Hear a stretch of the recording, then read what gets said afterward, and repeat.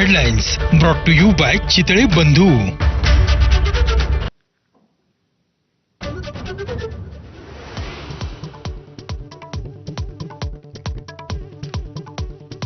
वैष्णवी हगवण्याच्या बाळाची हेळसांड करणारा आरोपी निलेश चव्हाण अखेर पिंपरी चिंचवड पोलिसांच्या ताब्यात. 10 दिवसांपासून फरार असलेल्या निलेशला नेपाळ बॉर्डरवर बेड्या ठोकल्या.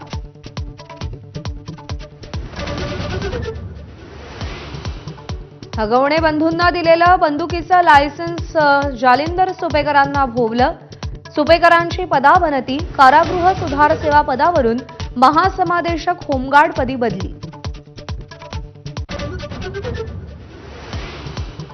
ठाण्याच्या रवी वर्मा हेरगिरी प्रकरणात मोठा ट्विस्ट. हनी ट्रॅपची बतावणी खोटी असल्याचं उघड.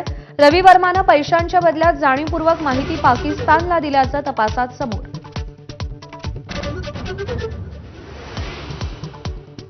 उद्योजक संतोष लड्डा दरोडा प्रकरणात अटक झालेल्यांपैकी एक आरोपी पोलिसांना यापूर्वी हप्ते देत असल्याचं उघड.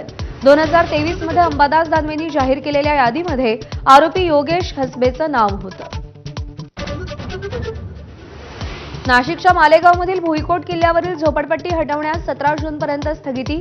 महसूल पोलीस महापालिका प्रशासनाकडून आज राबवण्यात येणार होती अतिक्रमण निर्मूलन मोहीम.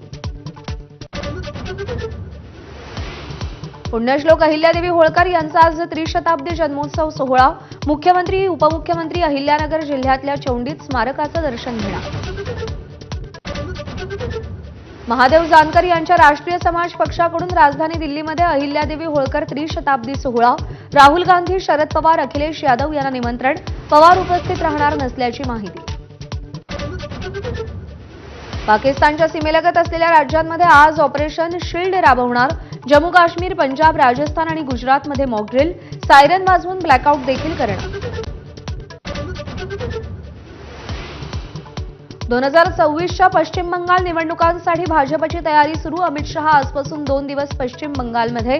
2 दिवसांपूर्वी पंतप्रधान मोदींनीही अलीपूरद्वार इथं रॅली घेतली होती.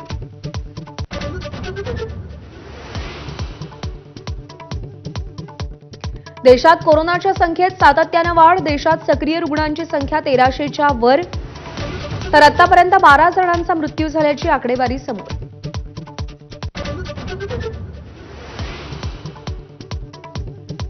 बीडला पाणीपुरवठा करणारा बिंदुसरा धरण मे महिन्यातच ओव्हरफ्लो. मध्यरात्री जिल्ह्यात तुफान पाऊस.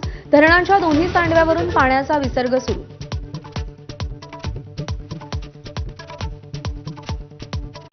Headlines brought to you by Chitale Bandhu. ब्रेकनंतर